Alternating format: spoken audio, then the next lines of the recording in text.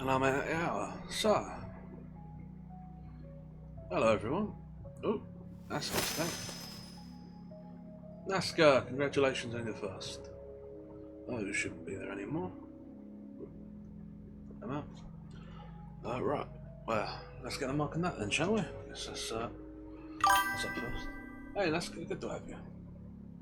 So yeah, no offence. So the day first thing first is to mark Nazca's what you call it? New V. Congratulations, Nazca. You finally got a V. That's a big milestone, I think. I'm sort of guessing because we haven't really been doing this for very long, but I feel like a V's a big milestone. It's a different type of numeral, which, you know, feels important. Right, let's get me out there and.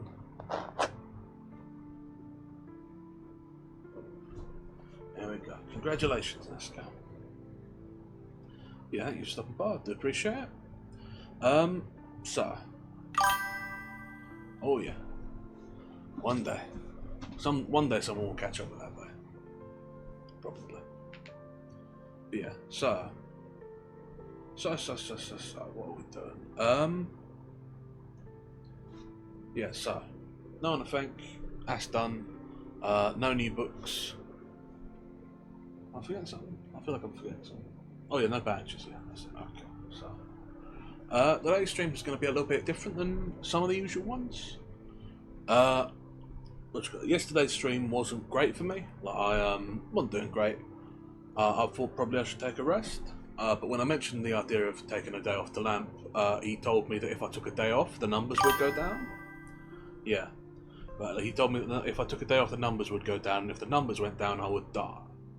Now, I'm not sure if he meant he would kill me, or if he actually knows something that I don't know about the nature of the numbers, but didn't want to take the risk. So I thought, okay, what we'll do a little bit of like something a bit lighter. We'll do a day of some poetry, maybe do one of the older short stories we've done before that's good, you know, just nothing too stressful. So yeah. So that's the plan. We're just gonna do, you know, we're gonna mess around for a bit. We're gonna do some light stuff. We'll have a good time with it. If at this point, by the way, if anyone has poems they'd like me to read, I'm sort of open to that because this is pretty easy. I've got if you don't have anything particular in mind, I do have Shakespeare sonnets. We'll probably do some of them later if you want to pick numbers. But we do have something to start with because I did promise someone that I would make them sad and jealous that they weren't here, which is a weird promise for someone to extract from me, but I did promise. So we're going to start with a couple of poems. Oh, what you got then, Nazca? This is the alchemical symbol for water, the element of mutability and transition. It is the underlying elemental symbol for materia in flux and is used in the governance of materia in the state of transition, as well as being the ideal state for the commingling of different principles. It is synonymous with the liquid state of matter.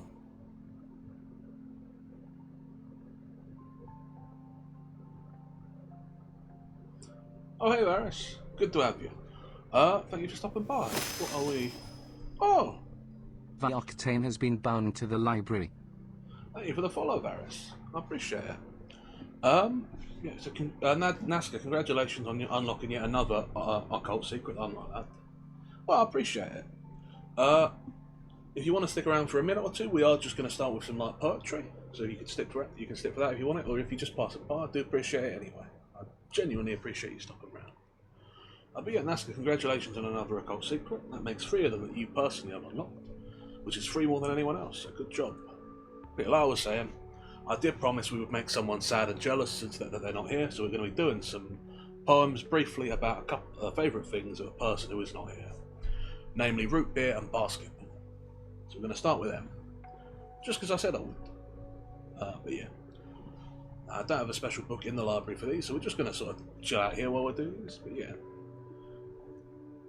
but we'll start off with Barks Root Beer by Ashley Warner. And I'm not going to do these up close to the mic like I sometimes do, just, you know, I think we're trying something a bit different. So, carbonated water, I rise between your mama and your daddy's people. Neutral ground, caramel in the canal, industry and sodium, salt bin done it you up. You pass water on the way to work. A Mississippi bill, centuries wide. New Orleans is caffeine, art if sold. Nature if guilty, flavour, a case, a thing to see. And that's Barks Root Beer by Ashley Warner. Now, did we do that one because it's the only one I could find about root beer? Yes, we did.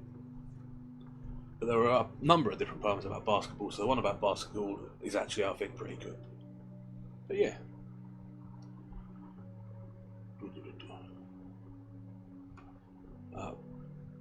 I feel like I should have something to say between these, but that one's a bit modernist for my taste.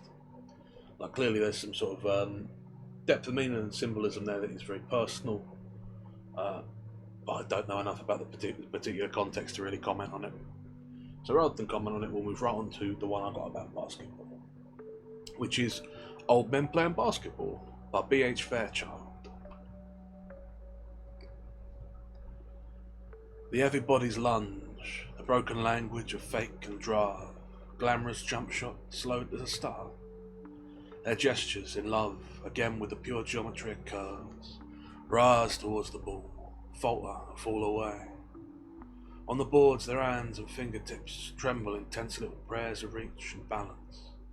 Then, the grind of bone and socket, their caught breath, the sigh, the grunt of the body labouring to give birth to itself.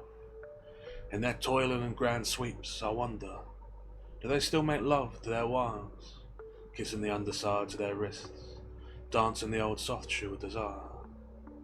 And on the long walk home from the VFW. Do they still sing to the drunken moon? Stands full, clock moving. The one in army fatigues and house shoes says to himself, pick and roll. And the phrase sounds musical as ever. Radio crooning songs of love after the game. The girl leaning back in the Chevy's front seat as her raven hair flames in the shuddering light of the outdoor movie. And now he drives, gliding towards the net. A glass wand of autumn light breaks over the blackboard. Boys rise up and old men. Wings begin to sprout at their backs. The ball turns in the dance in the darkening air.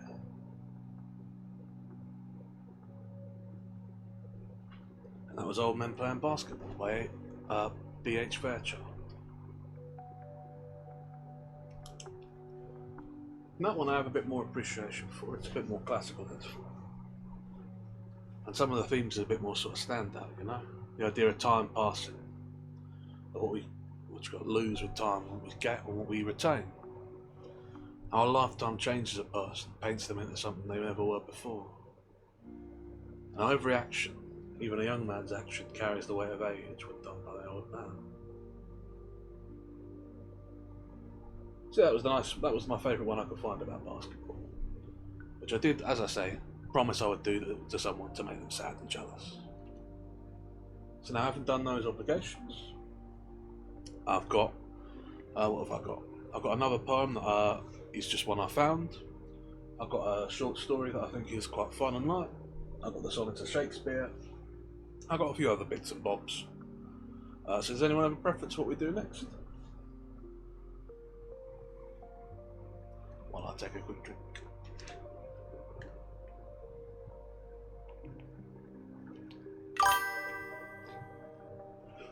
Fair enough. Fair enough. Well then. In that case, does someone want to pick a number?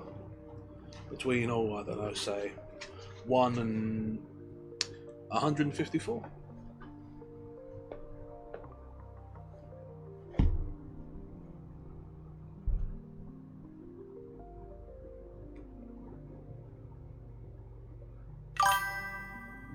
$93. Excellent choice, I presume. So I do one of Shakespeare's sonnets. I always like to ask for a number because it does feel like it gives us some audience participation. 93, here we are. Sonnet 93. So shall I live, supposing thou art true, like a deceived husband, so love's face may still seem love to me. Though outward new, thy looks with me, thy heart in other place. For there can live no hatred in thine eyes, therefore in that I cannot know thy change. In many's looks the false artistry is writ in moods and frowns and wrinkles strange. But heaven in thy creation did decree that in thy face sweet love should ever dwell. Whate'er thy thoughts or thy heart's workings be, thy looks should nothing thence but sweetness tell. How like Eve's apple doth thy beauty grow, if thy sweet virtue answer not thy show. And that's Sonnet 93.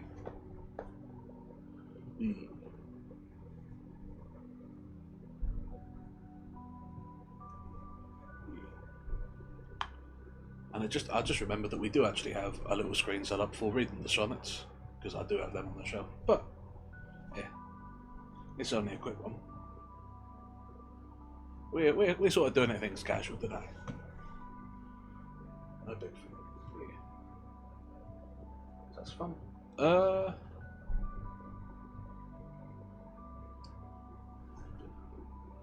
Should we do a little short story? I've got an old favourite here that I've nice short one to go through, so we'll try that. Since we're just messing around. Yeah, we're gonna go back to, actually I shouldn't say again, we've got a screen for this one. Nice screen, this one. We're going to go back to The Snatch of the Bookie Bob by Damon Runyon. Also by Damon Runyon. Because it's a good fun one. So yeah. The Snatch of the Bookie Bob. Now, it comes on the spring in 1931, after a long hard winter. And times are very tough indeed. All of the stock market going all to pieces, and the banks busting right and left, and the law getting very nasty about this and that.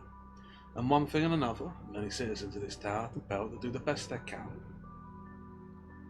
There is very little scratch anywhere, and along Broadway many citizens are wearing their last year's clothes, and have practically nothing to bet on the races or anything else, and it's a condition that will touch anybody's arm.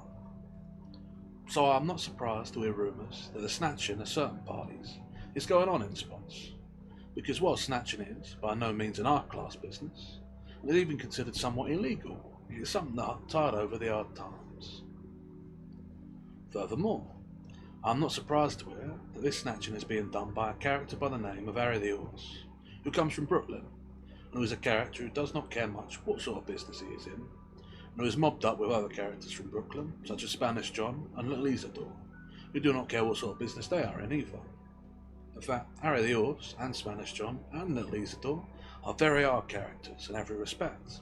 There is considerable indignation expressed around and about when they move over from Brooklyn into Manhattan and start snatching, because the citizens of Manhattan feel that if there is any snatching done in their territory, they are entitled to do it themselves.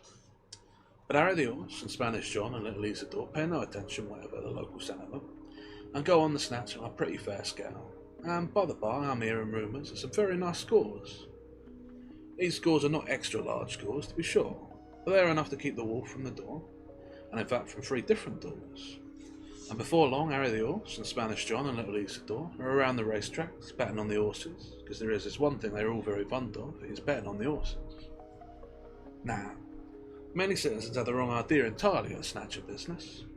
Many citizens think that all there is to snatching is to round up the party who is to be snatched, and then just snatch him, putting him away somewhere until his family or friends dig up enough scratch to pay whatever price the snatchers is asking. Very few citizens understand that the snatching business must be well organised and very systematic. In the first place, if you're going to do any snatching, you cannot snatch just anybody. You must know who you are snatching, because naturally it's no good snatching somebody who does not have any scratch to settle with. And you cannot tell by the way a party looks or how he lives in this town if he has any scratch. Because many a party who is around in automobiles and wearing good clothes and chucking quite a swell is nothing but the phonus balonus, and does not have any real scratch whatever. So of course, such a party is no good for snatching. And of course, guys who are on the snatch cannot go around inquiring into bank accounts or asking how much this and that party has in a safe deposit vault, because such questions are apt to make citizens wonder why. And it is very dangerous to get citizens to wondering why about anything. So, the only way guys who are on the snatch can find out about parties worth snatching is to make a connection with some guy who can put the finger on the right party. The finger guy must know the party he fingers, and has plenty of ready scratch to begin with. And he must also know that the party is such a party as is not apt to make too much disturbance about being snatched, such as telling the gendarmes. The party may be a legitimate party, such as a business guy, but he'll have reasons why he does not wish it to get out that he is snatched, and the finger must know these reasons. Maybe the party is not leading the right sort of life, such as running around with blondes when he has an ever-loving wife and 7 children in Mamarek. It does not care to have his habits known, as is apt to happen if he is snatched, especially if he is snatched when he is with the blonde. Sometimes the party is such a party as does not care to have matches run up and down the bottom of his feet, which often happens to parties who are snatched, and who do not seem to wish to settle their bill promptly, because many parties are very ticklish on the bottom of their feet, especially if the matches are lit. On the other hand, maybe a party is not a legitimate guy, such as a party who is running a crap game or a swell speakeasy, or has some other dodge he does not care to have come out, and also does not care about having his feet tickled. Such a party is very good indeed for the snatching business, because these are pretty apt to settle without any argument, and after a party settles one snatching. Okay, well thank you for stopping by, Varys, I do very much appreciate it, and I hope you have a lovely rest of your evening.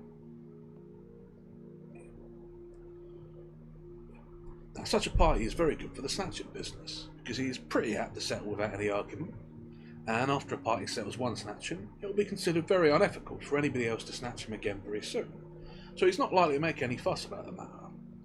The finger guy gets a commission of 25% of the settlement, and one and all are satisfied, and much fresh scratch comes into circulation, which is very good for the merchants. And while the party who is snatched may know who snatches him, one thing he never knows is who puts the finger on him, this being considered a trade secret. I'm talking to Walter Winchester, a newspaper scrub, one night. Oh, the rat! Abbe, good to have you. You just come in after we've done a little bit of poetry. We're doing a little bit of everything tonight, just taking it casual. And we just started a couple of pages of that on The Snatching of Bookie Bob, which is a book about kidnapping. And we just had a little bit of introductory text about, the way that the kidnapping is handled in the city of Manhattan in the year of, was it 1933, 1931, that's it. Hey, beer. Hey, Abby. And we've been introduced to the characters of Harry the Horse and Little John, and Spanish John and Little Isidore, who are snatching them. That's where we're at. Yeah, what we doing? But where were we? So I'm talking to Walter Winchester, a newspaper scrub, one night, and something about the snatching business comes up. And Walter Winchester is trying to tell me that he's one of the oldest dodgers in the world. Only Waldo calls it kidnapping, which is a title that would be very repulsive to guys who are on the snatch nowadays. Waldo Winchester claims that hundreds of years ago, guys are around snatching parties, male and female, and holding them for ransom. And furthermore, Waldo Winchester says they even snatch very little children, and Waldo states that it's all a very, very wicked proposition. Well, I can see where Waldo is right about it being wicked to snatch dolls and little children, but of course not guys who are on the snatch nowadays will ever think of such a thing. Because who is going to settle for $1 in these times when you can scarce even get them away? As for little children, they are apt to be a great nuisance, because their mums are sure to go running round hollering bloody murder about them. And furthermore, little children are very dangerous indeed, or being apt to break out with measles and mumps and one thing and another any minute and give it to everybody in the neighbourhood. Well, anyway, knowing that Harry the Horse and Spanish John and Little Isidore are now on the snatch, I am by no means pleased to see them come along on Tuesday evening when I'm standing at the corner of 50th and Broadway. Although, of course, I give them a very jolly hello, and say I hope and trust they're feeling nicely. They stand there talking to me a few minutes, and I'm very glad indeed that Johnny Brannigan, the strong-arm cop, does not happen along and see us, because it will give Johnny a very bad impression to see me in such company, even though I'm not responsible for the company. But naturally, I cannot haul off and walk away from this company at once, because Harry the Horse and Spanish John and Little Isidore may get the idea that I'm playing the chill from them, and will feel hurt. Well, I says to Harry the Horse, how are things going, Harry? Are going no good, Harry says. We do not beat a race in 4 days. In fact, he says, we go overboard today. We're washed out. We owe every bookmaker at the track that will trust us, and now we're out trying to raise some scratch to pay it off. A guy must pay his bookmaker, no matter what. But of course, this is very true, indeed. Because if a guy does not pay his bookmaker, it will lower his business standing quite some, as the bookmaker is sure to go around putting the blast on him. So I'm pleased to hear Harry the Horse mention such honourable principles. By the way, Harry says, do you know a guy by the name of Bookie Bob? Now, I do not know Bookie Bob personally, but of course I know who Bookie Bob is, and so does everybody. So everybody else in the town that ever goes to a racetrack, because Bookie Bob is the biggest bookmaker around and about, and there's plenty of scratch. Furthermore, it is the opinion of one and all that Bookie Bob will die with his scratch, because he is considered a very close guy with his scratch. In fact, Bookie Bob is considered closer than a dead eat. He's a short, fat guy with a bald head, and his head is always shaking a little from side to side, which some say is a touch of palsy, but which most citizens believe comes from Bookie Bob shaking his head no, the guy's asking for credit in betting on the races. He has an ever-loving wife, who is a very quiet little old doll with grey hair and a very sad look in her eyes, but nobody can blame her for this when they figure that she lives with Bookie Bob for many years. I often see Bookie Bob and his ever-loving wife eating in different joints along the 40s, because they seem to have no home except the hotel, and many times I hear Bookie Bob giving her going over about something or other, and generally it's about the price of something she orders to eat, so I judge Bookie Bob is as tough with his ever-loving wife about scratch as he is with everybody else. In fact, I hear him pulling her out one night because she has on a new hat, which she says cost her $6, and Bookie Bob wishes to know if she is trying to ruin him with her extravagances. But of course I'm not criticising Bookie Bob for squawking about the hat, because for all I know, $6 may be too much for a dollar to pay for an hat, like that. And furthermore, maybe Bookie Bob has the right about keeping down his ever-loving wife's appetite, because I know many a guy in this town who is practically ruined by dolls eating too much on him. Well, I said to Harry the Horse, if Bookie Bob is one of the bookmakers you are, I'm greatly surprised to see that you seem to have both eyes in your head, because I'd never before heard of Bookie Bob letting anybody owe him without giving him at least one of their hours for security. In fact, I say, Bookie Bob is such a guy as will not give you the right time if he has 2 watches. Nah, Harry the Horse says, we do not owe Bookie Bob, but, he says, he will be owing us before long. We're going to put the snatch on Bookie Bob. Well, this is most disquieting news to me, not because I care if they snatch Bookie Bob or not, because somebody may see me talking to them who will remember about it when Bookie Bob is snatched. But of course it would not be a good policy for me to show Harry the Horse and Spanish John and little Isidore that I am nervous, so I only speak as follows. Harry, I says, every man knows his own business best, and I judge you know what you're doing, but, I say, you are snatching an hard guy when you snatch Bookie Bob, a very hard guy indeed. In fact, I say, I hear the softer thing about him is his front teeth, so it may be very difficult for you to get him to settle after you snatch him. Nah, Harry the Horse says, we'll have no trouble about him. Our finger gives us Bookie Bob's old card, and it is a most surprising thing indeed. But, Harry the Horse says, you come upon many surprising things in human nature when you're on the snatch. Bookie Bob's old card is his ever-loving wife's opinion of him.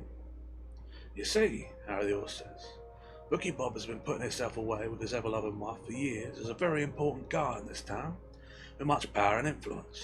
Of course, Bookie Bob knows very well he stands about as good as a broken leg. In fact, Harry the Horse says, Bookie Bob figures that his ever-loving wife is the only one in the world who looks at him as a big guy, and he will sacrifice even his scratch, or anyway some of it, rather than let her know that guys have such little respect for him as to put the snatch on him. It is what you call psychology, Harry the Horse says. Well, this does not make good sense to me, and I'm thinking to myself that the psychology that Harry the Horse really figures to work out nice on Bookie Bob is tickling his feet with matches, but I'm not anxious to stand there arguing about it. And pretty soon I bid them all a good evening, very polite, and take the wind, and do not see Harry the Horse or Spanish John or little Isidore again for a month. In the meantime, I hear gossip here and there that Bookie Bob is missing for several days. And when he finally shows up again, he gives it out that he is very sick during his absence. I can put 2 and 2 together as well as anybody in this town, and I figure that Bookie Bob is snatched by Harry the Horse and little Spanish John and little Isidore, and the chances are it cost him plenty. So I'm looking for Harry the Horse and Spanish John and little Isidore to be around the racetrack with plenty of scratch, and betting them iron than a cat's back. They never show up. What is more, I hear they leave Manhattan and are back in Brooklyn working every day handling beer. Naturally, this is very surprising to me, because the way things are, running beer is a tough dodge just now, and there's very little profit in same. And I figure that with the scratch they must make off Bookie Bob, Harry the Horse and Spanish John and little Isidore have a right to be taking things easy. Now, one night I'm in good time Charlie Bernstein's little speak in 48th Street, talking to this and that with Charlie, when in comes Harry the Horse, looking very weary and by no means prosperous. Naturally, I give him a large hello, and by we get a gathering together, and I ask him whatever becomes of the Bookie Bob matter, and Harry the Horse tells me as follows. Yes, Harry the Horse says, we snatched Bookie Bob up, all right. In fact, we snatched him the very next night after we talked in the year, on a Wednesday night. Our finger tells us Bookie Bob is going to wake over in his old neighbourhood on 10th Avenue, near 38th Street, and this is where we pick him up. He's leaving the place in his car along about midnight, and of course Bookie Bob is alone, as he seldom lets anybody ride with him because of the wear and tear of his car cushions, and little Isidore swings our father in front of him and makes him stop.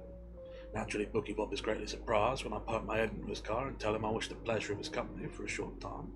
And at first he's inclined to argue about the matter, saying I must make a mistake. But I put the old convincer on him by letting him peek down the snoz of my John Ross car. We lock his car and throw the keys away, and we take Bookie Bob in our car and go to a certain spot on 8th Avenue. We have a nice little apartment already. When we get there, I tell Bookie Bob that he can call up anybody he wishes and state that he snatches on him, and it will require 25 G's, cash money, to take it off. Of course, I also tell Bookie Bob that he is not to mention where he is, or something may happen to him. But I always say that one thing of Bookie Bob, although everybody's always weighing in the sacks on him and saying he's no good, he takes it like a gentleman, and very calm and businesslike. Furthermore, he does not seem alarmed, as many citizens is when they find themselves in such a situation. He recognises the justice of our claim at once, saying as follows. I telephoned my partner, Sam Summer, he says. He's the only one I can think of who's apt to have such a sum as 25 G's cash money. But, he says, if you gentlemen will pardon the question, because this is a new experience to me, how will I know everything will be okay for me after you get the scratch? Why, says the Bookie Bob, somewhat indignant, it is well known to one and all in this town that my word is my bond. There's two things I'm bound to do, I say. One is to keep my word in such a situation as this, and the other is to pay anything I owe a bookmaker, no matter what, for these are obligations of honour with me. Well, Bookie Bob says, of course I do not know you gentlemen, and in fact I do not remember ever seeing any of you, although your face is somewhat familiar. If you pay your bookmakers, you're an honest guy, and 1 in a million. In fact, Bookie Bob says, if I have all the scratch that is owing me around this town, I will not be telephoning anybody for such a sum as 25 G's. I'll have such a sum in my pants pocket for change. Now, Bookie Bob calls a certain number and talks to somebody, but he does not get somebody get Sam Salt, and he seems much disappointed when he hangs up the receiver again. This is a very tough break for me, he says. Sam Salt goes to Atlantic City an hour ago on very important business, and will not be back until tomorrow evening, and they do not know where he is to stay in Atlantic City. And Bookie Bob says, I cannot think of anybody else to call it up to get the scratch, especially anybody I will care to have known in this situation. Why not call your ever-loving wife, I say. Maybe she can dig up that kind of scratch. Say, Bookie Bob says, you do not suppose I am chump enough to give my ever-loving wife 25 G's, or even let her know where she can get her dukes on 25 G's belonging to me, do you? I'll give my ever-loving wife $10 per week for spending money, Bookie Bob says. And that is enough scratch for any doll, especially when you figure I pay for our meals. Well, there seems to be nothing we can do, except until Sam Salt gets back, we'll let Bookie Bob call his ever-loving wife, as Bookie Bob says he does not wish her to have worrying about his absence, and tells her a big lie about having to go to Jersey City to stand up with a sick brother Elk. Well, it's now nearly 4 o'clock in the morning, so we put Bookie Bob in the room with little Isidore to sleep. Personally, I consider making a guy sleep with little Isidore a very cruel treatment. The Spanish John and I take turns keeping awake and watching out that Bookie Bob does not take the air on us before paying us off. To tell the truth, little Isidore and Spanish John are somewhat disappointed that Bookie Bob agreed to settle so promptly, because they are looking forward to tickling his feet with great relish. Now, Bookie Bob turns out to be very good company when he wakes up the next morning, because he knows a lot of racetrack stories and plenty of scandal, and he keeps us much interested at breakfast. He talks along with us as if he knows us all his life, and he seems very nonchalant indeed. The chances are he will not be so nonchalant if I tell him about Spanish John's thoughts. Well, about noon, Spanish John goes out of the apartment and comes back with a racing sheet, because he knows little Isidore and I will be wishing to know what he's running at different spots, although we do not have everything to bet on these races, or any way of betting on them, because we're overboard with every bookmaker we know. Now, Bookie Bob is also much interested in the matter of what is running, especially at Belmont, and he's bending over the table with me and Spanish John and little Isidore looking at the sheets. Spanish John speaks as follows. My goodness, Spanish John says. A spot such as this 5th race with a questionnaire at 4 of the 5s is like finding money in the street. I only wish I have a few bobs to bet on him at such a price, Spanish John says. Why, Bookie Bob says, very polite. If you gentlemen wish to bet on these races, I will gladly book you. It's a good way to pass away the time while we're waiting for Sam Salt, unless you'd rather play pinochle. But, I says, we have no scratch to play at the races, at least not much. Well, Bookie Bob says, I'll take your markers, because I hear that what you say about always paying your bookmaker, and you put yourself away with me as an honest guy, and these other gentlemen also impress me as honest guys. Now, what happens but we begin betting Bookie Bob on the different races, not only at Belmont, but at the other tracks in the country. For little Isidore and Spanish John and I are guys who like plenty of action when we start betting on the horses. We write out our markers for whatever we wish to bet and hand them to Bookie Bob, and Bookie Bob sticks the markers in an inside pocket, and along the late afternoon it looks as if he has a tumour on his chest. Now we get the race results by phone off of a pool room downtown as fast as they come off, and also the prices and if it is a lot of fun. And it is a lot of fun. And little Isidore and Spanish John and Bookie Bob and I are all little pals together until all the races is over and Bookie Bob takes out the markers and starts counting himself up. So it comes out that I owe Bookie Bob 10 G's, and Spanish John owes him 6 G's, and little Isidore owes him 4 G's, as little Isidore beats him a couple of races out west. About this time, Bookie Bob manages to get Sam Salt on the phone, and explains to Sam Salt that he's to go to a certain safe deposit box and get out 25 G's, then wait until midnight and hire himself a taxi cab and start riding around the block between 51st and 52nd, from 8th to 9th Avenues, and I keep riding until somebody flags the cabs and takes a scratch off him. Naturally, Sam Salt understands right away that the snatch is on Bookie Bob, and he agrees to do as he is told, but he says he cannot do it until the following night, because he knows there is not 25 G's in the box, and we'll have to get the difference at the track the next day.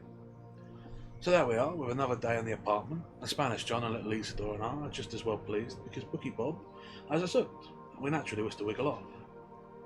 But the next day is worse than ever. In all the years I'm playing the horses, I never have such a tough day. The Spanish John and little Isidore are just as bad.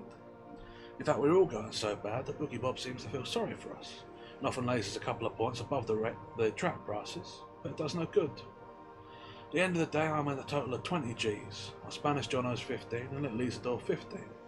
A total of 50 G's among the three of us. We're never any hands to hold post-mortems on bad days, no. So little Isidore goes out to a delicatessen store and he lugs in a lot of nice things to eat, and we have a fine dinner, and we sit around with Bookie Bob telling stories and even singing a few songs together until time to meet Sam's song.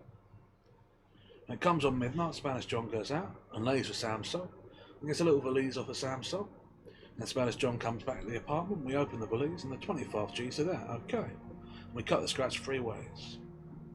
And I tell Bookie Bob he is free to go on about his business and good luck to him. At that, but Bookie Bob looks at me as if he's very much surprised and says to me like this: "Well, gentlemen, thank you for your courtesy, but what about the scratch you owe me? What about these markers? Surely, gentlemen, you will pay your bookmaker." Well, of course, we owe Bookie Bob these markers, all right. And of course a man must pay his bookmaker, no matter what. So I hand over my bit, and Bookie Bob puts down something in a little notebook that he takes out of his kick. And Spanish John and little Isidore hand over their dough too, and Bookie Bob puts down something more in the little notebook. "Now," Bookie Bob says, "I credit each of your accounts with these payments. But you gentlemen still owe me a matter of 25 G's over and above the 25 I credit you with. And I hope and trust you'll make arrangements to settle this at once, because," he says, "I do not care to extend such accommodations over any considerable period." "But," I say, "we do not have any more scratch after paying you the 25 G's on account." "Listen," Bookie Bob says, dropping his voice down a whisper. "What about putting the snatch on my partner, Sam Soul? And I'll wait over a couple of days with you and keep booking you, and maybe you can pull yourselves out. But of course," Bookie Bob whispers, "I'll be entitled to 25% of the snatch for putting the finger on Sam for you." The Spanish John and little Isidore are sick and tired of Bookie Bob, and will not listen to staying in the apartment any longer, because they say he's a jinx to them, and they cannot beat him in any manner, shape or form. Furthermore, I'm personally anxious to get away, because something Bookie Bob says reminds me of something. It reminds me that besides the scratch we owe him, we forget to take out 6 G's 250 for the party who puts the finger on Bookie Bob for us. And this is a very serious matter indeed, because anyone would tell you that failing to pay a finger is considered a very dirty trick. Furthermore, if it gets around that you fail to pay a finger, nobody else will have a finger for you. So, Harry the Horse says, we quit the snatching business because there's no use continuing while the obligation is outstanding against us. We go back to Brooklyn to earn enough scratch to pay off our just debts. We're paying off Bookie Bob's IOU a little at a time, because we do not wish to ever have anybody say we welch on a bookmaker, and furthermore we're paying off the 6 G's 250 commission we owe our finger. While it's tough going, I'm glad to say our honest effort is doing somebody a little good, because I see Bookie Bob's ever-loving wife the other night, all dressed up in new clothes and looking very happy indeed. And while the guy's telling me she's looking happy because she gets a large legacy from an uncle who dies in Switzerland and is now independent of Bookie Bob, I only hope and trust, Harry the Horse says, that it never gets out that our finger in this case is nobody but Bookie Bob's ever-loving wife. And that is the snatching of Bookie Bob, which is, if not my very favourite short story, at least my very favourite one to read. Because I think it's funny and clever, and a good time. So yeah. Ooh. And it always takes it out of me a bit because I feel compelled to read it sort of very quickly, but yeah.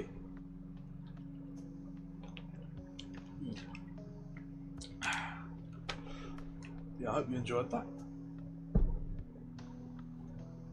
I really must try and find more Damon Runyon stuff.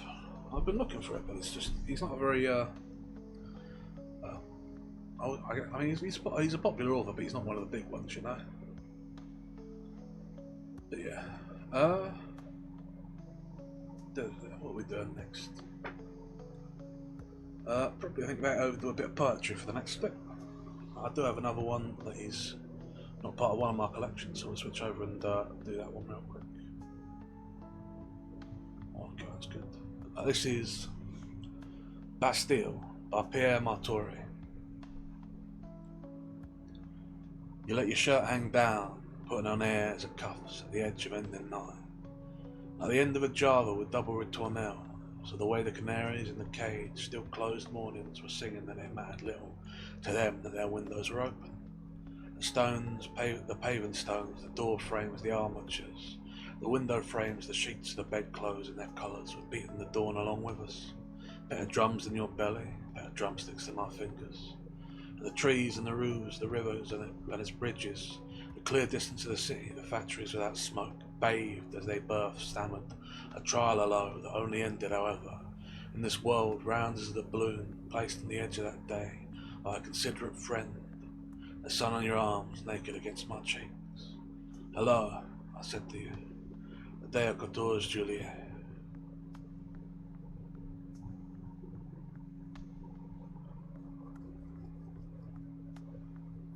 That's a bit of an odd poem. And it came up basically because I was trying to pick a random one. There was poems of the day, and so I just went to a found one that I thought was interesting. But that one I do believe is about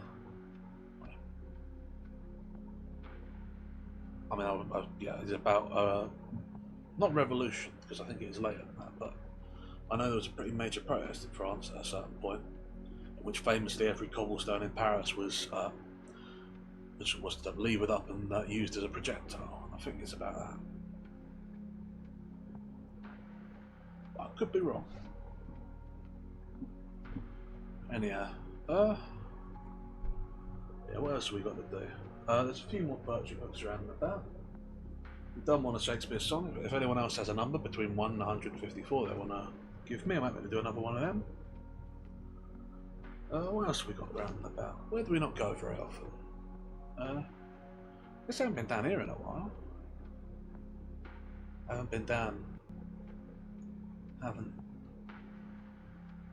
Well, I suppose while we're here, night gaunts. Out of what crypt they crawl I cannot tell, but every night I see the rubbery things, black, horned and slender with membranous wings. They come in legions on the north wind's swell, with obscene clutch that titillates and stings, snatching me off on monstrous voyagings to grey worlds hidden deep in nightmare's well. Over the jagged peaks of Thok they sweep, heedless of all the cries I tried to make, and down the nether pits to that foul lake where the puffed shoggoths splash in doubtful sleep. But ho, if only they would make some sound, or wear a face where faces should be found. There's a poem for you, but it's not time yet.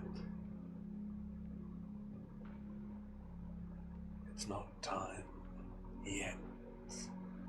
Oh, what happened? Oh, I didn't like that. Right, that's why we don't go down that. I've forgotten why we don't go down to that place, and now I remember. Because that guy, I hate that guy. Shouldn't have done that. Should not have did that. Okay. So it doesn't look like anyone is given any numbers, which is fair enough. Oh. And Nasker will give me an hydrate. I appreciate that. Water is probably a good idea after being possessed.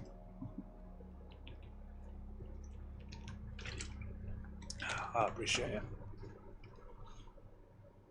Okay, so if people don't want to give me numbers, fair enough. We have done the Shakespeare before. What other poetry have we got? We have got what have I got to set aside there? We got Tennyson, we got Walt Whitman, we got the poetic works of James Joyce, and we got Edward Thomas selected poems. But Tennyson's a classic.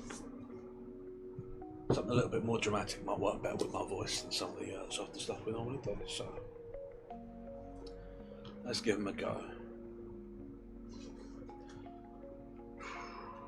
There's a few different ones. Let's just pick a random page, shall we? Go from there. There's already a bookmark in here. Advertising daunt books and follow road, apparently. Yeah. No, let's see what the bookmarks are, shall we? Crossing the bar. Sunset and evening star in one clear call for me. And may there be no morning of the bar when I put out to sea. And such a tide as moving seems asleep, too full for sound and foam. And that which drew from out the boundless deep turns again home. Twilight and evening bell, and afterwards that dark. And may there be no sadness of farewell when I embark. For though from our bourne the time and place the flood may bear me far, I hope to see my pilot face to face when I have crossed the bar.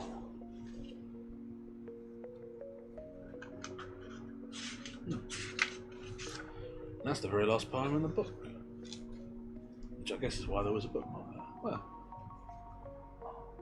set that aside. Maybe I'll hear use of it sometime in the future. Yeah. Let's have a random one out of this as well, rather than just the one thing.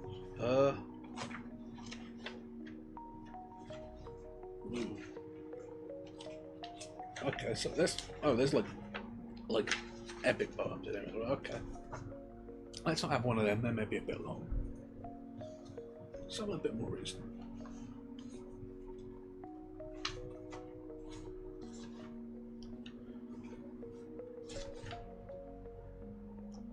Yeah, this should do. The Antechamber. That is his portrait painted by himself. Look on those manly curls so glossy dark, those thoughtful furrows in the swarthy cheeks. Admire that stalwart shape, those ample brows, and that large table at the breast spread. Between those shoulders, a demure smile, and full of wisest humour and of love, with some half-consciousness of inward power. Sleep round those quiet lips, not quite a smile, and look you what an arch the brain has built, above the ear, and what settled mind, mature, arboured from change, contemplative, tempers the peaceful light of hazel eyes. Observing all things, this is he I loved. This is the man of whom you heard me speak, my fancy with a more luxurious. But his was minted in deeper mould, and took it more in nature than mine own. Nor proved I such delight as he to make the humours of the polling and the wake, the hubbub of the market and the booths. Now this one smiled, that other waved his arms. He's careful in those candid brows how each, down to his sight, his turns and attitudes, was something that another could not be. Every break and flower spread and rose, distinct in individualities, a various world which he compelled once more from his own nature with well-mingled hues, into another shape, born of the first, as beautiful but yet another world. All this so stirred him in his hour of joy, mixed with the phantom of his coming fame. And once he spake, I lift the eyes afore, I look through all my glimmering life, I see, at the end, as 'twere athwart a coloured cloud, o'er the bold shoulder of a bland old age, a face of pallid death, long Eustace, long, may my strong wish transgressing the low bound of mortal act on eternity, to keep the year among us. Yet he lives, his and my friendship have not suffered loss, his fame is equal to his years, his praise is neither overdealt nor hardly won.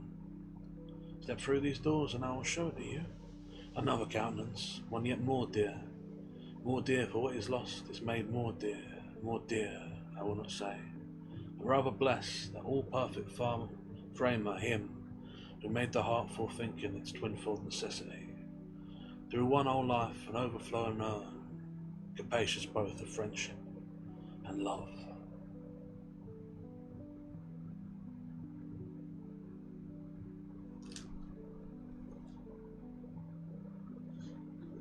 I quite like that one.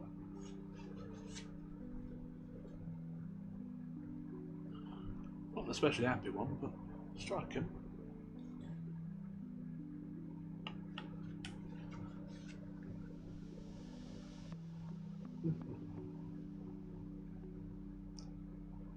What else we got here at Tennyson?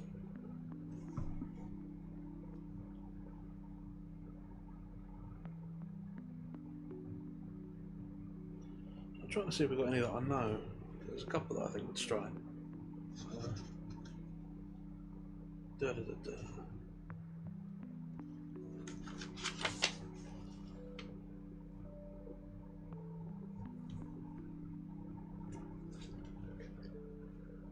There's one specifically that I'm trying to find, but if I can't find it. There it is. Page 150. Let's do a famous one. Something that's well known for all the Tennyson's well known for. So let's get my hand to this, shall we? The charge of the Light Brigade. Half a league, half a league, half a league onwards, all in the valley of death throughout the 600. Forward, the Light Brigade, charge for the guns, he said, into the valley of death throughout the 600. Forward, the Light Brigade. Was there a man dismayed? Not though the soldiers knew someone had blundered. Theirs not to make reply, theirs not to reason why, theirs but to do and die. Into the valley of death rode the 600. Cannon to the right of them, cannon to the left of them, cannon in front of them, volleyed and thundered. Stormed it with shot and shell, boldly they rode and well, into the jaws of death, into the mouth of hell rode the 600. Flashed all their sabres bare, flashed as they turned in air, sabring the gunners there, charging an army while all the world wondered. Plunging in the battery smoke, right out through the line they broke, Cossack and Russian reeled from the sabre stroke, shattered and sundered, then they rode back, but not the 600. Cannon to the right of them, cannon to the left of them, cannon beyond them volleyed and thundered. Stormed that with shot and hail and shell, while horse and hero fell. They that had fought so well, come through the doors of death, back from the mouth of hell, all that was left of them, left the 600. When can their glory fade? Oh, the wild charge they made, all the world wondered. Honour the charge they made, honour the Light Brigade, noble 600.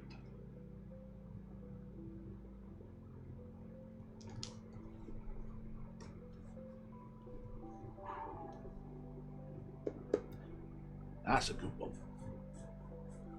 But it's famous for a reason, right? Well, obviously, I mean, it's not the best poem I've ever read, I don't think, at least, but there are some things that just stick with you. There's not the main reply, there's not the reason why, there's but to do and die. That's the line that sticks with you. Don't mind a bit of Tennyson, but maybe something a little bit less aggressive than Tennyson. We've got some more Whitman. Let's pick a random one of his, shall we?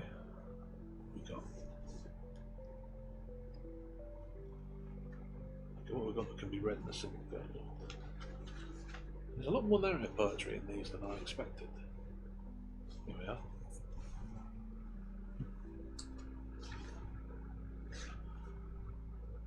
I saw in Louisiana a live oak growing. By Walt Whitman. I saw in Louisiana a live oak growing. All alone stood it, and the moss hung down from the branches. Without any companion it grew there, utterly in joyous leaves, a dark green. And its look, rude, unbending, lusty, made me think of myself. But I wondered how I could utter joyous leaves, standing alone there without a friend near, for I knew I could not. And I broke off a twig with a certain number of leaves upon it, and twined around it a little moss, and brought it away, and I placed it in sight in my room. It is not needed to remind me of my own dear friends, for I believe lately I think little else than them. It remains to me a curious token. It makes me think of manly love. For all that, and though the live oak glistens there in Louisiana, solitary in a wild flat space, utter in joyous leaves all his life without a friend, a lover near, I know very well I could not.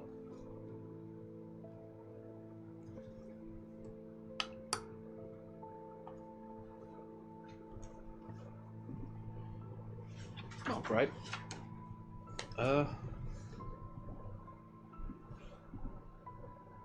Let's maybe do something a bit famous by him as well, shall we?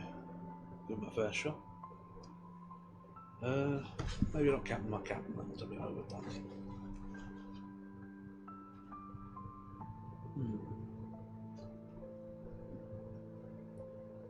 You know what? Yeah, I know what we'll do.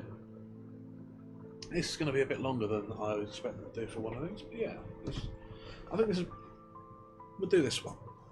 It should carry us to the end of the hour, and I think then it will be a good point to call it. So, this is Walt Whitman's "I Sing the Body Electric." 1. I send the body electric. The armies of those I love engulf me, and I engulf them.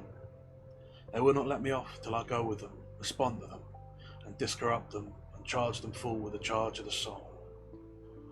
For it doubted that those who corrupt their own bodies conceal themselves, and if those who defile the living are as bad as they who defile the dead, and if the body does not do fully as much as the soul, and if the body were not the soul, what is the soul? 2. The love of the body a man or woman bulks account, the body itself bulks account. That of the male is perfect, and that of the female is perfect. The expression of the face bulks account. The expression of a well-made man appears not only in his face. It is in his limbs and joints also. He is curiously in the joints of his hips and wrists. It is his walk, the carriage of his neck, the flex of his waist and knees. Dress does not hide him. The strong, sweet quality he has strikes through the cotton and broadcloth. To see him pass conveys as much as the best part, perhaps more. You linger to see his back and the back of his neck and shoulder side. The sprawl and fullness of babes, the bosom and heads of woman, the folds of their dress, the style as we pass in the street, the contour of their shape downwards. The swimmer naked in the swimming bath, seen as he swims through the transparent green shine, or lies with his face up and rolls silently to and fro in the eve of the water. The bending forward and backwards of rowers and rowboats, the horseman in his saddle, girls, mothers, housekeepers, and all their performances, the group of labourers seated at noontime with their open dinner kettles and their wives waiting, the female soothing a child, the farmer's daughter in the garden or cowyard, the young fellow owing corn, the sleigh driver driving his 6 horses through the crowd, the wrestlers, the apprentice boys, quite grown, lusty, good-natured, native-born out the vacant lot at sundown after work, the coats and caps thrown down, the embrace of love and resistance, the upper-old and under-old, the hair rumpled over and blinding the eyes, the march of firemen in their own costumes, the play of masculine muscle through the clean satin trousers and waist straps, the slow return from that fire, the pause when the bell strikes suddenly again, and the listening on the alert, the natural, perfect, varied attitudes, the bent head, the curved neck, and the countenance. Such like I love, I loosen myself, pass freely, like the mother's breast with the little child, swim with the swimmer, wrestle with the wrestlers, march in line with the fireman and pause, listen, count. 3. I knew a man, a common farmer, a father of 5 sons, and in them the father of sons, and in them the fathers of sons. This man were a wonderful vigour, calmness, beauty of person, the shape of his head, the pale yellow and white of his hair and beard, the immeasurable meaning of his black eyes, the richness and breadth of his manners. These I used to go and visit him to see. He were wise also. He was 6 feet tall. He were over 80 years old. His sons was massive, clean, bearded, tan-faced, handsome. They and his daughter loved him. All who saw him loved him. They did not love him by allowance, they loved him with personal love. He drank water only, the blood showed like scarlet through the clear brown skin of his face. He were a frequent gunner and fisher, and he sailed his boat himself. He had a farm one presented him by a ship joiner. He had a fowl and piece presented to him by men that loved him. When he went with his 5 sons and many grandsons to hunt or fish, you would pick him out as the most beautiful and vigorous of the gang. You would wish long and long to be with him. You would wish to sit by him in the boat that you and he might touch each other. 4. I have perceived that to be with those I like is enough. To stop in company with the rest at evening is enough. To be surrounded by beautiful, curious, breathing, laughing flesh is enough. To pass among them, or touch any one, or rest my arm ever so lightly around his or her neck for a moment, what is this? I do not ask any more delight. I swim in it as a sea. There is something in staying close to men and women, and looking on them, and in the contact and odour of them that pleases the soul well. All things please the soul, but these please the soul well. And we're about to hit the ads, and some scumfuck is here trying to sell me more viewers, so we'll pause there for a moment while we deal with those 2 things.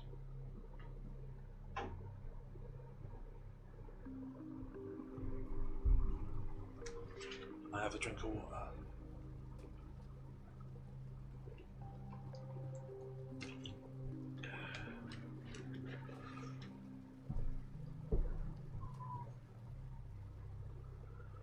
As the ads run, I take a break. Consider. I like poetry. It's not something I do as much of as I should really like to do. Not even on here, where the whole point is just reading things. It doesn't really work so well for the sort of format I do. There's not individual stories of it. I did the sonnets as Shakespeare at one point. I enjoyed them, but they were weird. All poetry's weird. I don't know that it makes for good easily listening, which I think is what a lot of people like from me.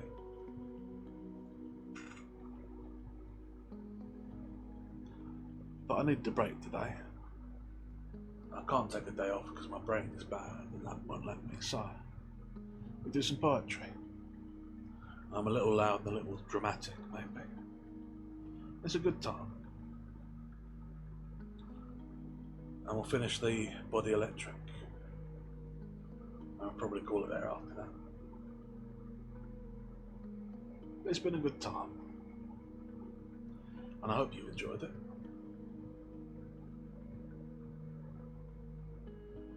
There is something to poetry. I know I started doing the whole clip thing as a sort of bit.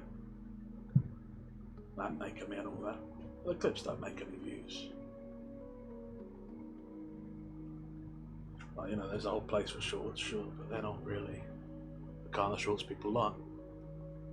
No one watches my shorts, they watch my longs. They're for me, really. I like to do them, I love poetry. It's something I think, I wish people cared more about.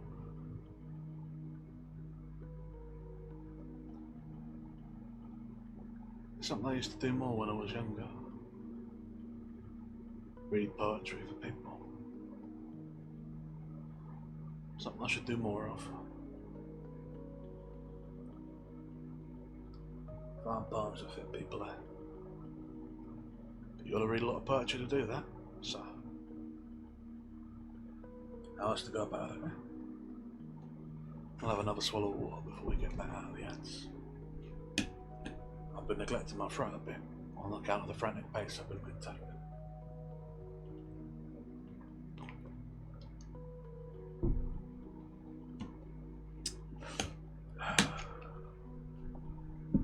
The ads is ending in 3, 2, 1. 5. This is the female form. A divine nimbus exhales from it, from head to foot. It attracts with fierce, undeniable attraction. I am drawn by its breath as if I were no more than an helpless vapour. All falls aside but myself and it. Books, art, religion, time, the visible and solid earth, and what was expected of heaven or feared of hell are now consumed. Mad filaments, ungovernable shoots play out of it. The response likewise ungovernable. Hair, bosom, hip, bend a leg, negligent fallen hands all diffused, mine too diffused. Ebb stung by the flow, and flow stung by the ebb, love flesh swelling and deliciously aching. Limitless limpid jets of love, hot and enormous, quivering jelly of love, white blown delirious juice. Bridegroom night of love, working surely and softly into the prostrate dawn, undulating into the willing and yielding day, lost in the cleave of the clasping and sweetened flesh day. This nucleus, after a child is born a woman, man is born a woman. This the birth, this the merger small and large, and the outlet again. Be not ashamed, woman, your privilege encloses the rest, and is the exit of the rest. You are the gates of the body, and you are the gates of the soul. The female contains all qualities and tempers then. She is her place and moves with perfect balance. She is all things duly veiled. She is both passive and active. She is to conceive daughters as well as sons, and sons as well as daughters. As I see my soul reflected in nature, as I see through a mist, one with inexpressible completeness, sanity, beauty. See the bent head and arms folded over the breast. The female I see. 6. The male is not less the soul, nor more. He too is in this place. He too is all qualities. He is action and power. The flush of the known universe is in him. Scorn becomes him well, appetite and defiance become him well. The wildest, largest passions, bliss that is utmost, sorrow that is utmost, become him well. Pride is for him. The full spread pride of man is calm and excellent to the soul. Knowledge becomes him. He likes it always. He brings everything to the test of himself. Whatever the survey, where the sea and the sail, he strikes sounding as last only here. Where else does he strike sounding, except here? The man's body is sacred, and the woman's body is sacred. No matter who it is good and sacred. It is the meanest one the labourers gang. Is it one of the dull-faced immigrants just landed on the wharf? Each belongs here or anywhere just as much as the well-off, just as much as you. Each has his or her place in the procession. All is a procession. The universe is a procession with measured and perfect motion. Do you know so much yourself that you call the meanest ignorant? Do you suppose you have a right to good sight, and that he or she has no right to a sight? Do you think matter is cohered together from its diffuse flow, and the soil is on the surface, and water runs and vegetation sprouts for you only, and not for him or for her? 7. A man's body at auction. Before the war I often go to the slave mart and watch the sale. I help the auctioneer. The sloven does not half know his business. Gentlemen, look on this wonder. Whatever the bidders, there cannot be high enough for it. For it is the globe lay preparing quintillions of years without one animal or plant. For it is the revolutionary cycles truly and steadily roll. In this head the all-baffling brain, in it and below it the makings of heroes. Examine these limbs, red, black or white, they are cunning and tender of nerve. They should be stripped that you may see them. Exquisite senses, lifeless eyes, pluck, volition. Flakes of breast muscle, pliant backbone, neck, flesh not flabby, good-sized arms and legs. And wonders within there yet. Within there runs blood. The same old blood. The same red running blood. There swells and jets and art. And there all passions, desires, reaches, aspirations. Do you think they are not there because they are not expressed in palaces and lecture rooms? This is not only one man. It is the father of those who should be fathers in their turns, and in the start of populous states and rich republics. Of him countless immortal lives with countless embodiments and enjoyments. How do you know who shall come from the offspring of his offspring through the centuries? Who might you find you have come from yourself, if you could trace back through the centuries?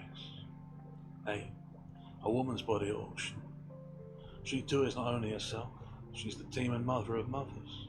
She is the bearer of them that shall grow and be mates to their mothers. Have you ever loved the body of a woman? Have you ever loved the body of a man? Do you not see that these are exactly the same to all in all nations and times over the earth? If anything is sacred, the human body is sacred, and the glory and sweat of a man is the token of manhood untamed.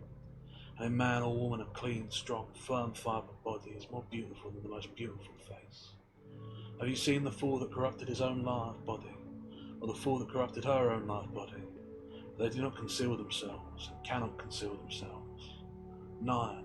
O my body, I dare not desert the likes of you in other men and women, nor the likes of the parts of you. I believe the likes of you are to stand or fall with the likes of the soul, and that they are the soul. I believe the likes of you shall stand and fall with my poems, that they are my poems. Man's, woman's, child's, youth's, wife's, husband's, mother's, father's, young man's, young woman's, poems, head, neck, hair, ears, drop and tympan of the ear, eye fringe, iris of the eye, eyebrow and the waking or sleeping of the lids, mouth, tongue, lips, teeth, roof of the mouth, jaws and the jaw hinges, nose, nostrils of the nose and partition, cheeks, temple, forehead, chin, throat, back of the neck, slew, strong shoulders, manly beard, spatula, hands, shoulders and the ample side round of the chest, upper arm, armpit, shoulder, elbow socket, lower arm sinews, arm bones, wrist joints, hand, palm, knuckle, thumb, forefinger, finger joints, finger ball.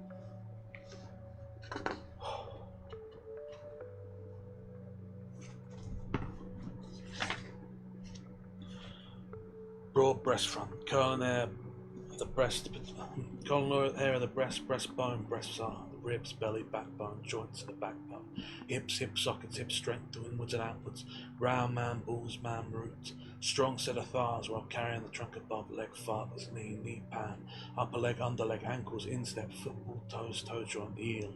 All attitudes, all the shapeless, all the belonging to me or your body or anyone's body, male or female, the lung sponge, the stomach sac, the bowels sweet and clean, the brain in its fold inside the skull frame, sympathies, art vows, palate vows, sexuality, maternity, woman and all that is a woman, and the man that comes from woman, the womb, the teats, the nipples, breast milk, tears, laughter, weeping, love look, love perturbations and rising, The voice, articulations, language, whispering, shouting aloud, food, drink, pulse, digestion, sweat, sleep, walking, swimming, pause on the hips, leaping, reclining, embrace, arm curving and tightening, the continual change of the flex of the mouth and around the eyes, the skin, the sunburnt shade, freckles, hair, the curious sympathy one feels when feeling with the hand the naked meat of the body, the circling rivers, the breath and breathing in and out, the beauty of the waist, and then to the hips, and then downward towards the knees, the thin red jellies within you or within me, the bones and the marrow in the bones, the exquisite realization of health. Oh, I say these are not the parts and palms of the body only, but the soul. Oh, I say now, these are the soul.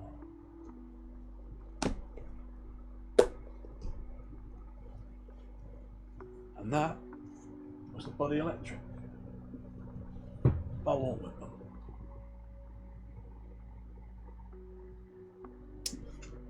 You might have noticed there that I very much struggled to turn the last page because it was sort of gummed together over the next one, but that was a poem worthy I haven't read, so I pressed on.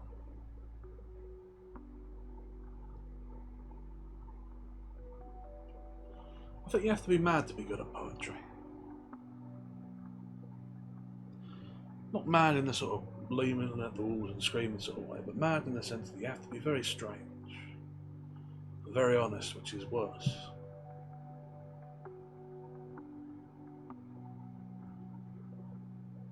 The degree of beauty Walt Whitman finds in the body, the degree of meaning and sense that he finds, is crazy.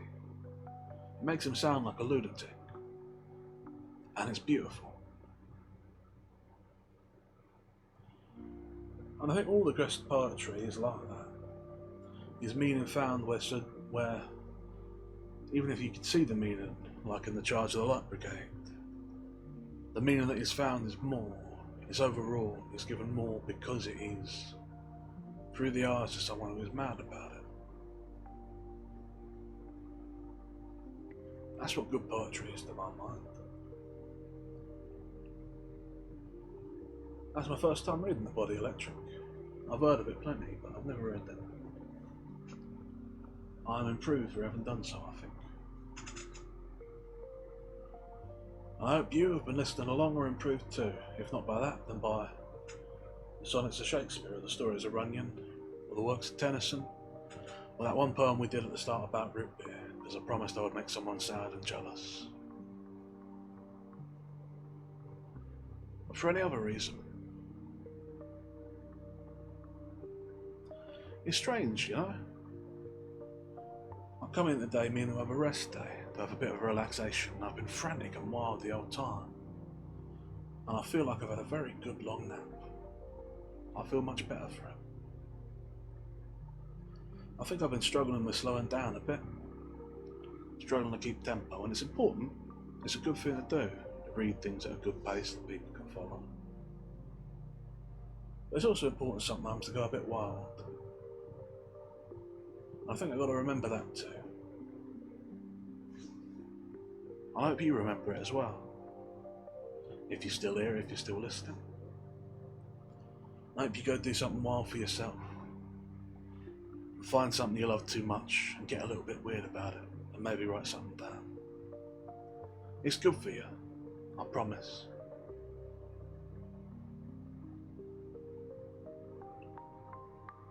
But anyhow, that's about all I've got to say today. That's more reading than I planned to do because I hadn't planned anything at all. So, I hope that you have enjoyed what this has been, whatever it is. Or at the very least you were entertained by it. I'll probably go back to something more normal tomorrow. I'm not sure exactly what. Maybe we'll tackle a bit more of the Book of Lord Shane. Or maybe not. I really did not like that book. And then Torah Tuesday again. We are back to reading close to the mic because we did hit the follower goal. And depending on how that goes, I might just decide that's how Torah Tuesday works now. Because I think it's a good bit. But yeah. Other than that, I should check and see if anyone's around the raid acquisition. So this was a big war bit, yeah. plague still. Go on, we'll read out the plague. Yeah. Do that, get it going. Oh, but yeah, thank you for being here. The apparently 2 people who are here, according to the little red outfit, I appreciate it. I hope you've enjoyed yourselves.